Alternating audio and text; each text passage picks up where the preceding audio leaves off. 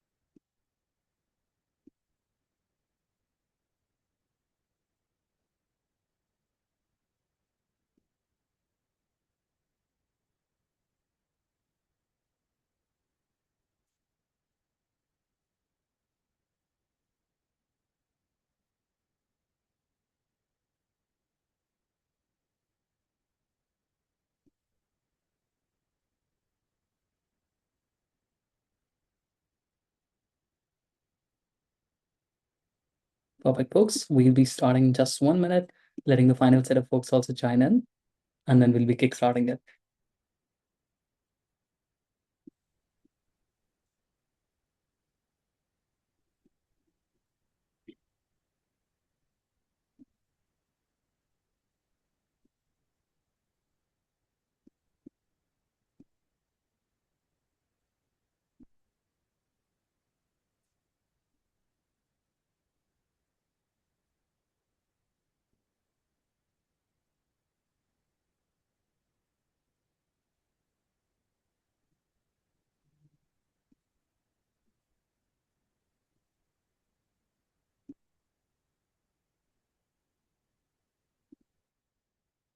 All right.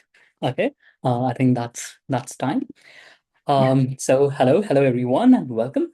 Thank you very much for joining us today. I am Yash and along with my team from Sprinto, I'll be the host for you today for today's conversation on responding to exceptions effectively from an auditor's perspective.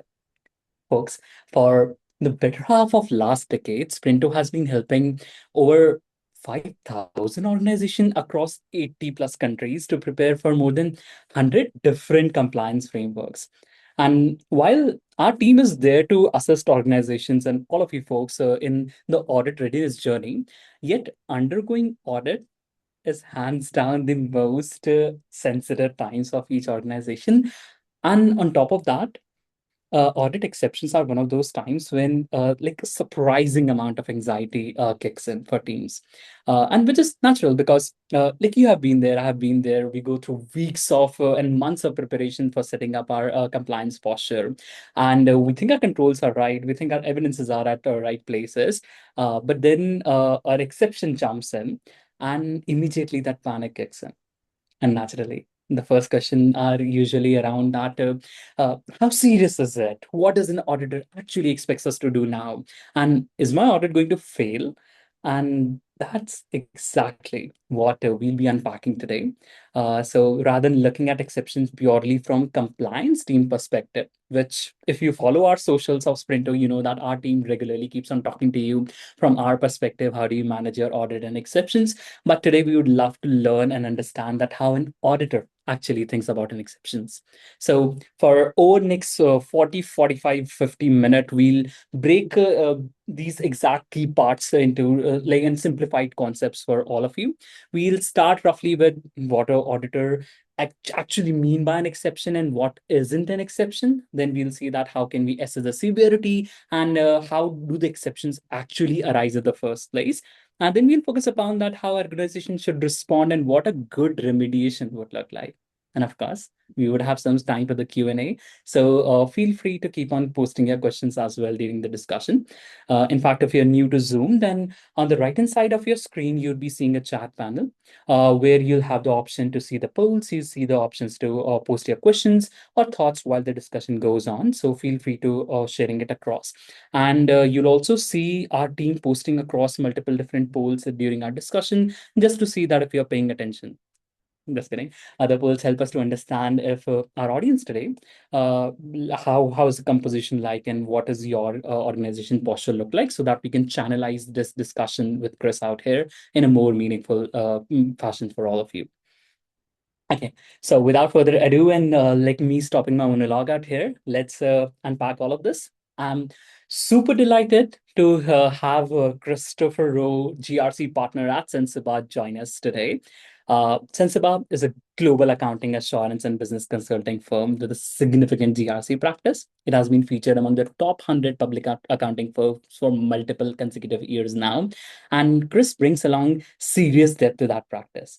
He's a certified information system auditor, as well as certified cybersecurity framework and high trust quality practitioner. He holds multiple ISO lead auditor credentials, including 27,001, 40,001, amongst others. He has been a member of both ISACA and Institute of Internal Auditors. So it absolutely tells you that how deeply he has been rooted in audit and GRC domains. He has been a thought leader and has been advising organizations from emerging startups to all the way to large enterprises to help build maturity in their security and compliance programs. Chris, thank you. Thanks a lot for joining us today. Yeah, that was a great intro. Thanks, Yash. It's great to be here, and it's nice to meet everyone. Lovely. And Chris, before we get into how organizations should actually respond to exceptions, I think we should start one step back and establish what exactly we are talking about for our audience. So, when someone on a compliance team hears a word, we found an exception, there can be an immediate feeling that something has seriously gone wrong. So, from an auditor side of a table, what exactly is an audit exception, and also what it is not? Yeah. So in SOC 2 context, an exception is any deviation from the way a control is supposed to operate. So it's anything your auditor would have found during their examination phase that proves the control wasn't operating the way that it was supposed to. Exceptions do come in all different shapes, sizes, and forms, but just putting it simply, that's what an exception is. And I'm sure we'll get into that a little bit deeper in a bit. Yeah, absolutely. In fact, this is interesting because you mentioned that there can be different variations of an exception, and many times we keep hearing the minor, major, critical, these terms being used. So, what exactly separates these one category from another category, and how does these severity get assigned? Yeah. So critical major minor, question. Critical major and minor aren't really a SOC 2 classification. A SOC 2 classification set forth by the AICPA. Certain audit firms can label exceptions as critical major and minor. It just depends who you're working with, but it's not a formal, classification. Certain exceptions can carry more weight. So there's no scoring rubric or anything like that from the AICPA. It's really up to the auditors to understand the materiality of the exceptions, the pervasiveness of the exceptions, and really the effect that the exceptions are having on the client's environment and the commitments they have to their clients and the service commitments that they have. Very interesting. So, would it matter that if, let's say, I have one major exception versus a scenario where there might be few relatively minor exceptions, and like as an auditor, how do you think these two situations differently?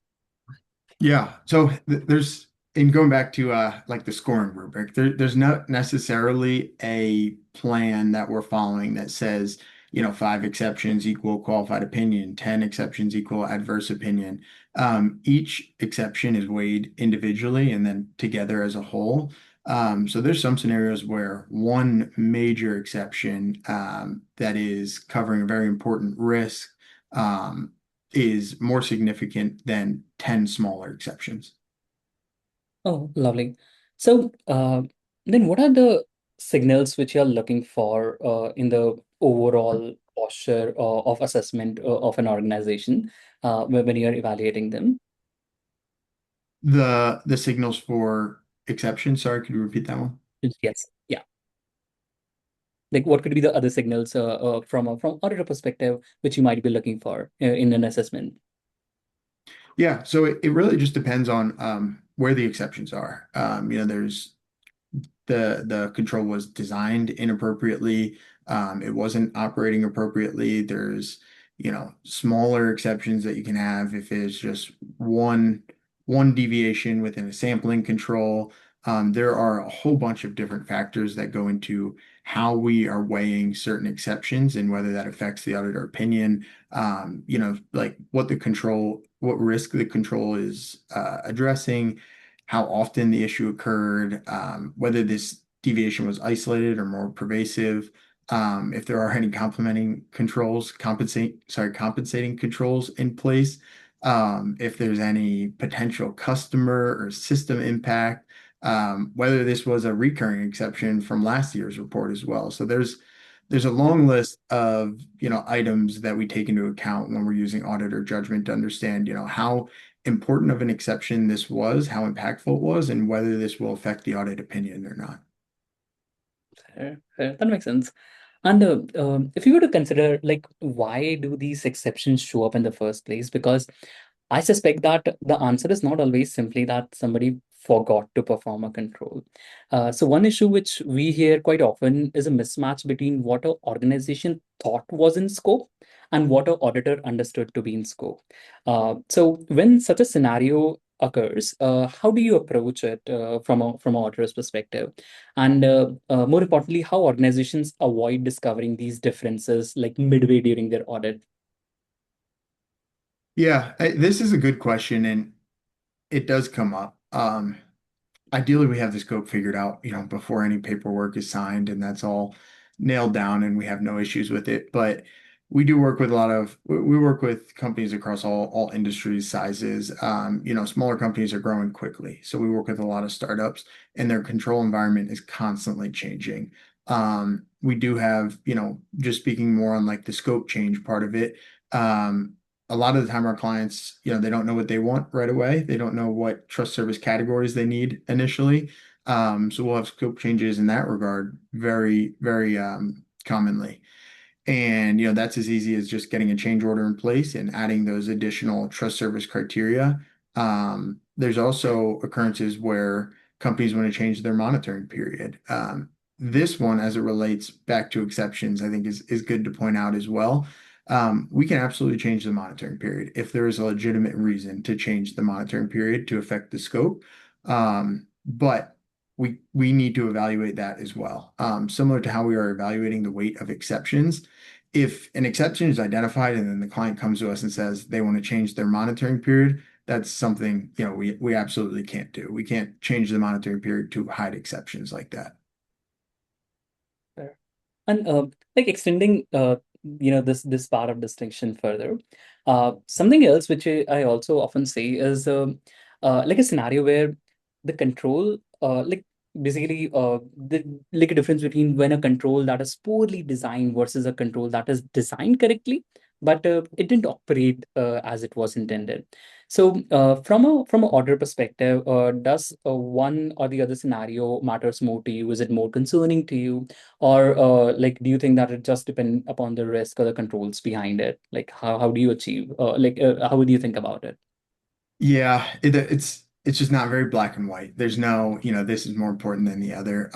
Design failure is a big deal. So design failure, it basically means you built the wrong control. That the design of that control, even if it were even if it were in place and it's working as intended, it's not adequately addressing the underlying risk. So no matter how well you're doing that individual control, at the end of the day, it's designed improperly and it's not addressing that necessary risk it's supposed to.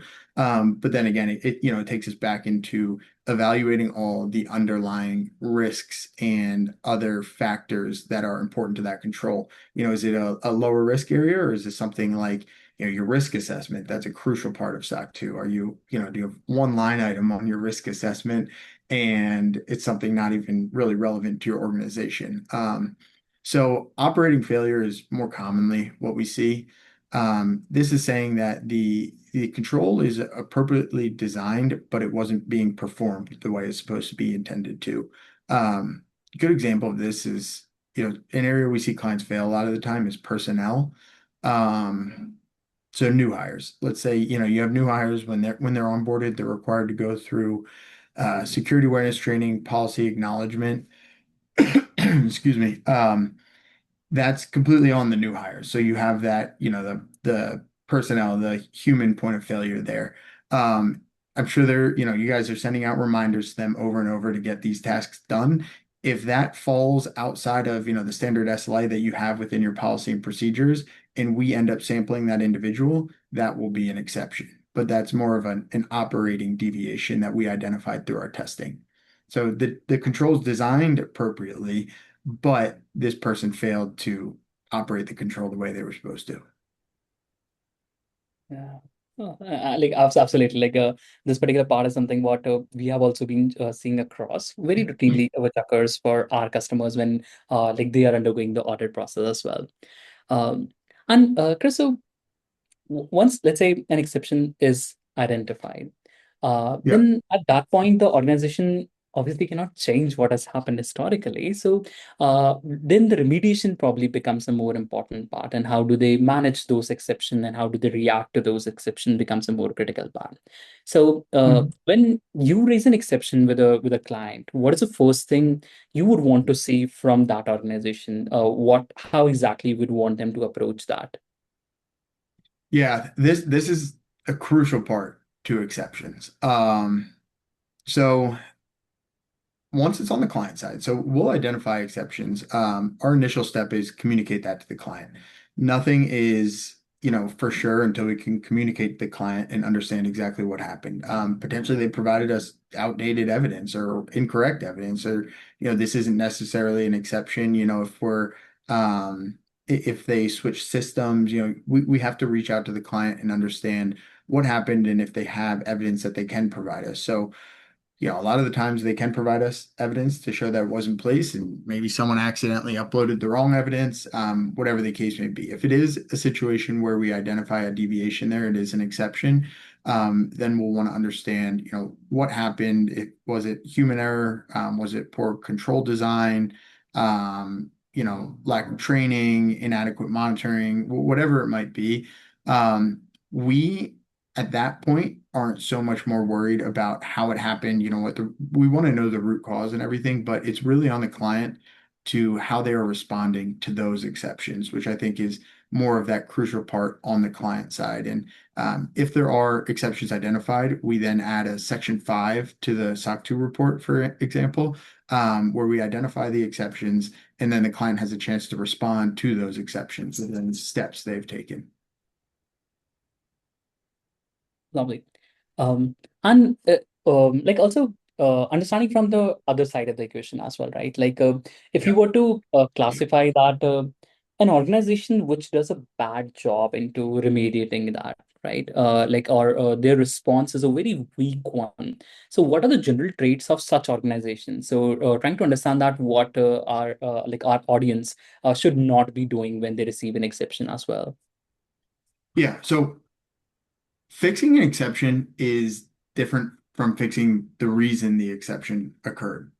You want to, as someone who's going through a SOC 2 and you're the client, you want to make sure you're fixing the root cause of that exception. So you want to know what happened, why it happened, what was the impact, what, immediate remediation was performed, and what you're changing going forward. And this is all extremely important information to put within your section 5 of the report, because that is something that your clients you send the SOC um, to will be able to see and read and understand, all those aspects I just mentioned, what happened, what was the impact, what you did to fix it. You don't want to be defensive and, say this isn't important. You just want to lay out what happened, why it happened, and how you fix this and how it's not going to happen moving forward. So just explaining that out to clients, but also, you know, you need to fix the underlying issue. Understanding the root cause instead of just fixing that simple exception is extremely important. Fair. Yeah, I think yeah that makes sense. And so one of the things with remediation part of the process again is that teams often become very focused on closing the remediation or closing the findings quickly, right? But I Yep. assume from your perspective, closing an exception and actually solving the problem must be like two different things. They might not necessarily be the same thing. So when a what is a good remediation in terms of goal to make sure that the exception never appears again look like? And how have you seen the organization approach it in a way that not only they are managing across their audit experience for this time, but also for any subsequent year as well? Yeah, I mean that's the golden question. It's hard to protect against everything, and at the end of the day, exceptions aren't a bad thing. Exceptions can help you understand any issues you are having in your control environment. And exceptions don't mean you're getting a qualified opinion. You can have plenty of exceptions and still receive a, a positive SOC 2 report. Um, it's important to evaluate all of the exceptions that you do receive, if you do receive any, and fix those issues moving forward so they're not repeat offenses next year. Um, Another like key aspect to this is just continuous monitoring. If you're just going into your SOC 2 on an annual basis and you have no idea what's been happening in your control environment for the past 12 months, odds are there are going to be some things that were missed. You need Right. to regularly be checking with the personnel side of it, change management side of it. There's so many aspects that are extremely important that need to just be prioritized throughout the year instead of just waiting until you hit that 12-month mark and you're contacting your auditor again. Fair. Yeah. And in fact, speaking in the broader terms, Chris, right? Uh, how do you say that like a mature organization, like the control environment in a mature organization, how is it different in terms of like, do you think that they are the ones which have fewer exceptions at the first place, or is it more about their practice of detecting those gaps earlier and like escalating it to the right process and so on, like which particular part of the system management is more crucial from your perspective? Is it not letting those things happen, or is it like how effectively they can remediate it? It's a little bit of both again, and it applies to small and big organizations. You both have different pros and cons. Small organizations, you have less people, so there's less to worry about. But it's also less people who might be knowledgeable on how to remediate these certain risks, how to implement the proper controls. Bigger organizations, you have more people, so the personnel piece again, where we see a lot of exceptions. It can be hard to chase down, hundreds or thousands of people to get all these pieces completed. And it's just a lot more to manage. So there's there's pros and cons to being a big organization or a small organization when it comes to exceptions.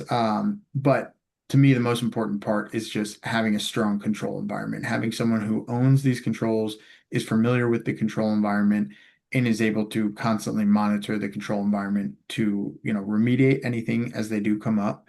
But also make sure all these controls are continuing to one designed appropriately, but also continuing to operate effectively throughout the period.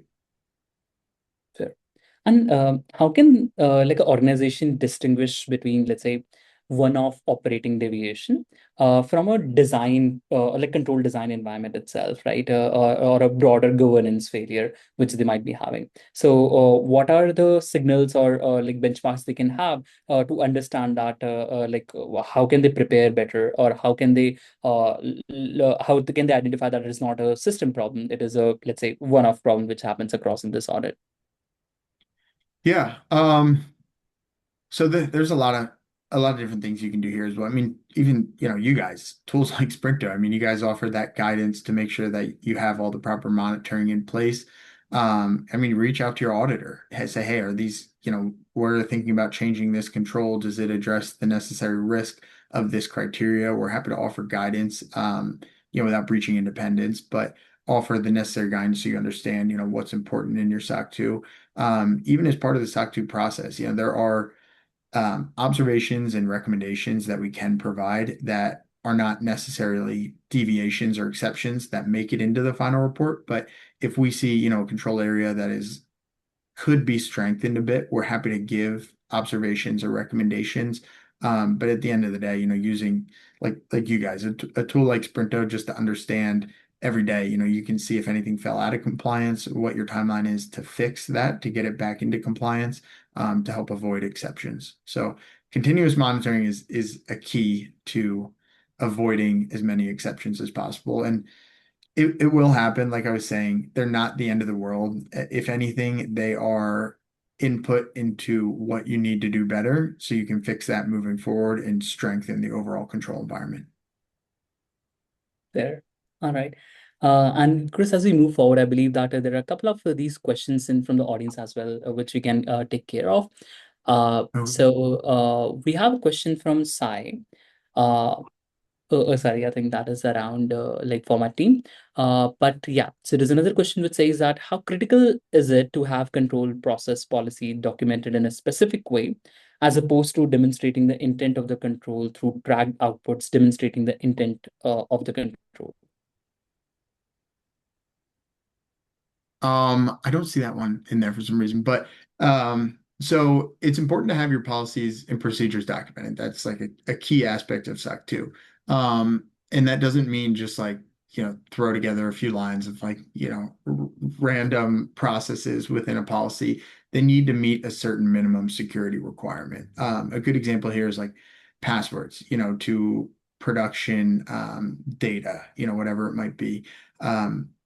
Password requirements, like anytime you reset your password, it has to have a capital letter, it has to have unique symbols in it, it has to have numbers, whatever else it might be. There are certain minimum security requirements that need to be met, that need to be detailed within your policies, and you need to be matching what is written out within your policies and procedures, because that is something that we'll also evaluate.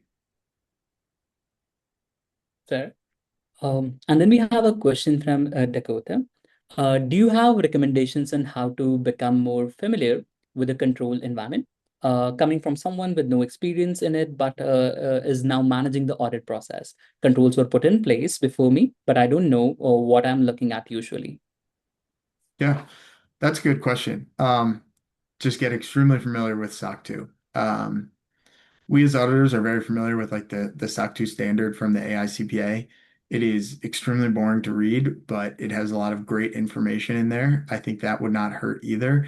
But if you're new to it and you're throwing this huge list of controls, what I would probably do is just sitting down with some of those control owners.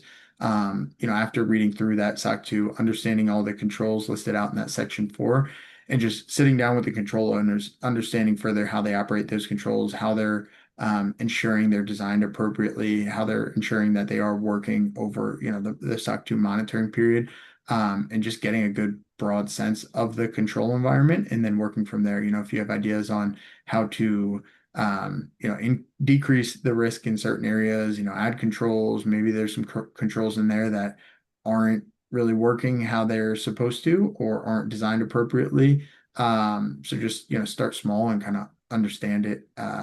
As broadly as you can. All right.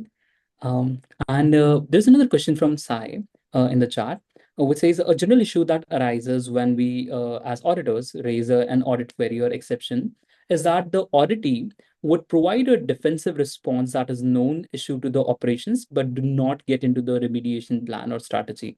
How do you handle such scenarios? Yeah. So,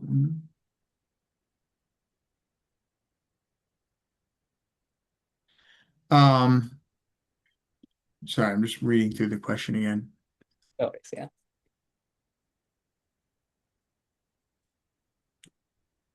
Gotcha. Okay. Um, at the end of the day, it's up to the client. If we've identified, and I'm not sure, Sai, if you're talking about within the section 5 of the report or just when you immediately bring up that exception to the client. I mean, we've seen everything. We've seen clients very, very frustrated and defensive about exceptions. We've seen clients that completely understand and are extremely thankful that we've found exceptions. We've gone into SOC 2s where clients are like, we want you to find as many exceptions as possible. So clients look at it extremely differently. Some look at this as, a way to build up their control environment, but some also, which is understandable, look at SOC 2s with exceptions as potentially blocking new business for them, which, I get that as well. So, we just have to present the facts. If there is an exception, we have to present to the client clearly why this is an exception, what happened, how it failed, give them all the information that we can to show what we, figured out and why this needs to be something that is displayed within the report. Because at the end of the day, it's important for their clients to know, what the exception was and why it occurred. Um, we've had clients, be defensive in the section five, which the section five of the report is that's management's response to exceptions.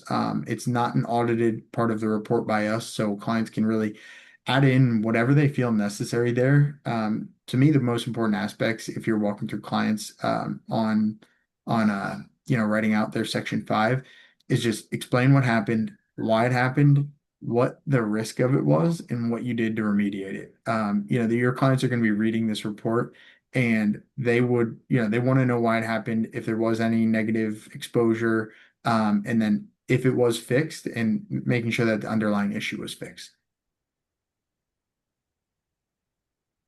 Perfect. There's another question from Bill. Can you give an example of a good management response to an exception versus a weak one? Yeah, I think that's too partly of what I just talked about, but Yeah, just explaining, again, those five or six questions I said earlier. What happened, why it happened, what was the impact, if there was any immediate remediation performed, and what they're changing going forward. So just painting a clear picture for the client on what happened, why it happened, and what we fixed. I think just being factual and clear is the best way to lay out the management's response to an exception. perfect. Um, Chris, since you mentioned about continuous monitoring platforms as well, right? So, just around that, like how much does self-identification or early detection by the team itself and transparent disclosure matter to the auditor? Can the same underlying issue feel different when management finds it versus and escalates it versus when you find it during the audit process? Do you think that like that discovery is too late, or how do you read that? It all depends again. Depends when it was found. So it's great if management is good at discovering deficiencies. Um, it's not always the case, but a lot of times you still have time to remediate them. If we come in at the end of the SOC 2 monitoring period and find a deficiency from, 10, 11 months ago, that's an exception. There's no way to fix that. If management is more on top of tracking what some of these deficiencies are, and they can still be fixed within the monitoring period, and this doesn't apply to every single control, but there are, certain controls that still can be fixed within the monitoring period. Yeah, so I mean, there's a few examples that I can give there as well, but management being on top of monitoring, continuous monitoring within the control environment and being aware of deficiencies as they come up is always going to be significantly more beneficial to the organization than just relying on us to identify deficiencies. Perfect. And within a leadership team, who Yeah. should like whom you have seen or you believe should really be owning the exceptions? How should the responsibility be divided amongst the team, like amongst the control owners, security, compliance, and the broader team as well? Yeah, it just depends what the exception is related to. As you know, there's a bunch of different sections within SOC 2. There's some HR related controls, there's development related controls, there's a lot of them are more security related. So there's going to be a few different departments involved in a SOC 2. Usually it's someone who's familiar with the entire control environment, but if, a personnel control were to fail, you'd probably go to someone in HR. You'll have someone who is the control owner of that area, and it'd be on them to make sure that that control is operating effectively and set up appropriately. But an issue with change management, you probably go to a lead developer to make sure that they've put all the proper controls in place. And it's also important to make sure people are aware of these. If you have a big organization, not everyone knows what SOC 2 is, and you might not have people who know why this is important at all. They might not care about it, it might not matter to them, but they matter to your clients. So it's very important to help the whole organization understand what the benefits of SOC 2 are and how it's very important to, the clients, but also the control environment and just being secure overall. Fair. And as a as a broader industry trend, Chris, do you see that more and more organizations are now beginning to shift from asking, "Are we audit ready?" to actually understanding their controls? Like being on the other side of the table, where you must be seeing like hundreds of organizations going through audit year on year. Is there a trend happening of people being more aware now as compared to like previous years? This the same answer. I feel like I've answered this to every question, but it just depends. We'll have three-person companies that come to us and want to get us SOC 2, and they're perfect. They know exactly what they need to do. They've got everything in place. It's just pristine control environment. They've got it all figured out. We'll have other, 3 to 5 person companies that have never gone through this before. They don't understand it. They don't get it. They don't want to do it.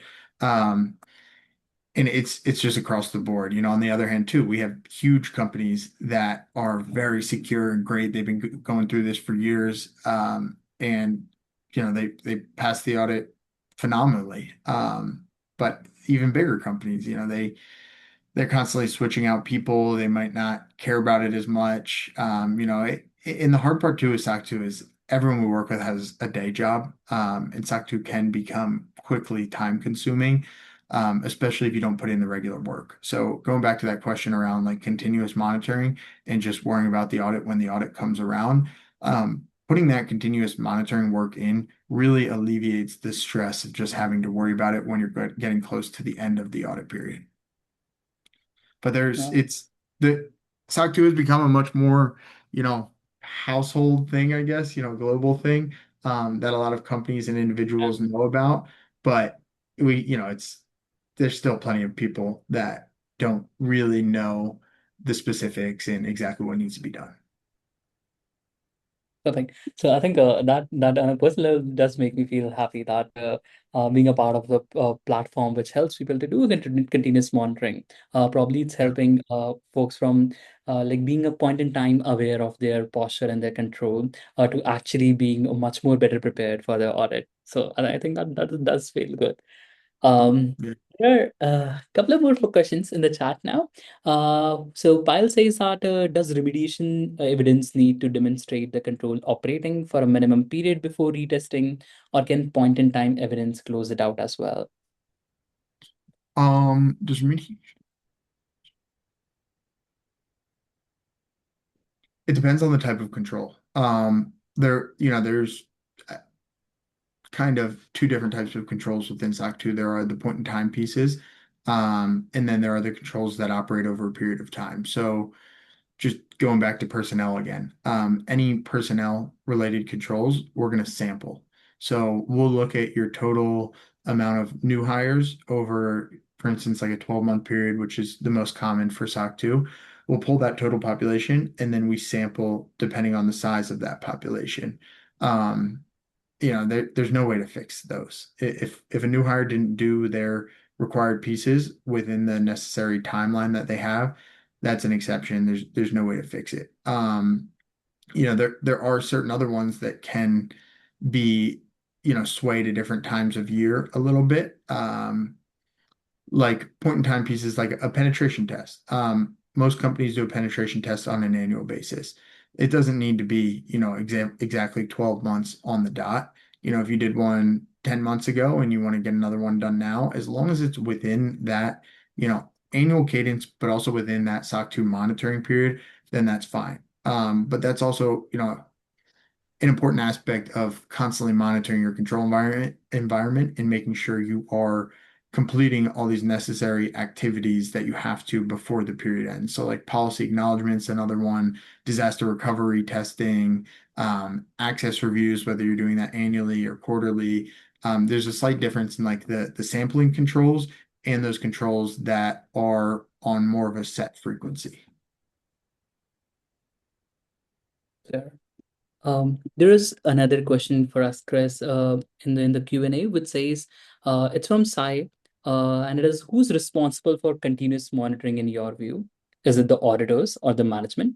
I feel it should be the management as it could increase their accountability in actually implementing the remedial plans.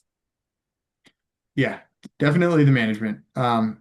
We're just here to audit. We're here to evaluate the facts and come back with any findings and our thoughts on your control environment. So even from an independent standpoint, we can't go in and change things in your environment. We can't monitor your environment and necessarily give in-depth feedback during the monitoring period. So it is fully the responsibility of our client's management team to monitor their environment for exceptions, for correct operation of controls, for everything as it relates to SOC 2. Or you guys. You guys play a role in that as well at Sprinto. But as auditors, we're here to audit, find the facts, and relay our findings. Fair. And Chris, Bill asks that as a report reader, what follow-up questions should we be asking the vendor directly instead of relying on Section 5? Um, It's a good question. If I was a report reader, I would always inquire. I would always inquire around what the exceptions were. What the exceptions were, what happened. I'd potentially want to see factual information as well. We don't audit the Section 5 of the report. The client can put whatever they want in there. Um, Not saying that they're putting anything wrong, but I think that that's important to know as well. So if you see an exception around an area that is high risk to you as a report reader, you should always inquire with the client, understand, again, those 5 questions. What happened? Why it happened? Has it been remediated? Has the root cause been identified? And just determine if you're okay with that risk and the resolution of it. Fair. Right. So, Chris, as we move towards end of our discussion, I think there is another question from Michelle. You got one What more. happens when an organization and an auditor have different understandings of what was in scope? I think a part of it we covered earlier, but if you would love to add a little on this again. Yeah, this can go in so many areas. So, Mhm. Vishal, I'm not sure if you mean like the what's in scope as far as like the services or like the product that we're evaluating or the trust service categories that were in scope or the scope when it relates to the monitoring period. If it is, I'll cover all of them. If it is something like the product that we are evaluating, I mean, that's a joint effort to some extent. I mean, if we start our SOC 2 report, we're going to find out pretty quickly that, the scope of our engagement within the SOW, like what the product was we're engaged to evaluate, does not line up with what the client wanted us to evaluate just because of the evidence that we're going to be requiring. We also have the Section 3, so we like to receive that from clients, the system description, which basically lays out the control environment, what we're evaluating, the control environment of what we're evaluating. So we'll quickly understand if there are any mismatches in scope there. Trust service categories, they can be changed during, after the initial statement of work is signed. Sometimes clients want to go for all 5 trust service categories and then realize that, maybe 1 or 2 or three of them aren't relevant to the organization, so they can remove those. And the flip side works as well if they want to add some of those. And just going back to what I said earlier before, the period can be changed. The monitoring period can definitely be changed, but we cannot change the monitoring period if, this is the hidden exception. So all scope changes are evaluated to understand what the impact is, if it makes sense. Potentially someone messed up in the process, and we were talking to a big team of people, and it was scoped incorrectly. So it's just really evaluated on a case by case basis to understand what changes need to be made. Like, um, Chris, and there's a follow-up question from Sai as well. On the previous question, which they asked, which is around the responsibility for continuous monitoring on auditors and management. The question is that would your answer differ if I am an in-house internal audit team that is an employee of the company itself? Will the responsibility of continuous monitoring now be on the auditor, or will it still be with the management? It'd still be management. I mean, you're still part of that company, and the way I look at it is like you are an internal auditor of that company, but you're there to help them. You're there to identify deficiencies and anything before it comes to us. Because at the end of the day, we are the third party that has to provide this factual report. So, you are there as a layer of defense to make sure any deficiencies, any controls not operating effectively are fixed before we get in and do our evaluation. Um, Unless I'm, misunderstanding continuous monitoring, but that should never be us as the auditor. It should entirely be the responsibility of the client to make sure that they are continuously monitoring their environment.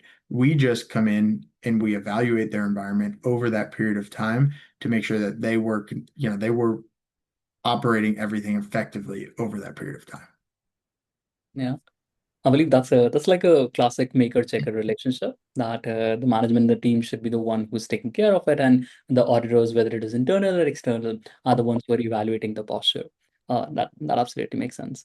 Um, Chris, so perhaps we can like conclude our discussion towards this with a very interesting question that what could be that one misconception that compliance and security teams have about audit exceptions and about broader audit process as well? And what would you wish organization to understand before they're going to an audit? Yeah, that's a good question. And just linking it back to exceptions, exceptions aren't necessarily a bad thing. They're not evidence of a weak compliance program. What's more important to me, and I'm not a reader of a report, but if I was on like a client side of it, how an organization responds to the exception is often tells us much more about the maturity of their security program than, if just having these exceptions in the report. So exceptions can be looked at as a good thing. You want to fix them and make sure that they're not recurring, but they're also indicative of any issues within your control environment. And at the end of the day, making your organization more secure. All right, and I think that that's a wonderful note that exceptions are not necessarily bad. So let's not have panic attacks when you get them the next time. And I think, yeah, the bill has one quick question as well from, and since we have time, we can take care of it. From your side, do you push back if you think a management response is inadequate, even though you're not opinion on it, opinion on it? Uh, it depends. It's not an audited section of the report, so we are not opining on that in any way. We can give recommendations to the client. Like, I'll tell them, hey, this is a very important section of the report. You should tell your clients what happened, why it happened, like, has this been fixed? Again, the same questions I asked. If they're if they don't want to and they want to be defensive in there and say this doesn't matter, it's not a big deal, whatever else, then that's up to them. They can do that. But we're happy to give guidance to some extent. So all right. So I think Chris, thanks a lot for your time today. That's been like exceptionally insightful the entire discussion for us, and for everyone in the chat and who has been our audience today. Thank you for your presence. If you haven't checked out already, do check out Sprinto. We are an autonomous trust platform which essentially enables us to create and relook the entire GRC space through an agentic perspective. We work with like more than 5,000 companies across 80 plus countries. We would love to support you as well. If you yourself are an auditor, we would be glad to work with you and to help our customers get much more reliable and directions in terms of their compliance and audit posture. So thank you. Thanks a lot for everyone, especially thanks to Chris for being here. And thanks for Sprinto's team for assisting in this entire webinar today. Thanks a lot. Yeah, thank you, everyone. Great questions. I appreciate it. Thanks, Yash.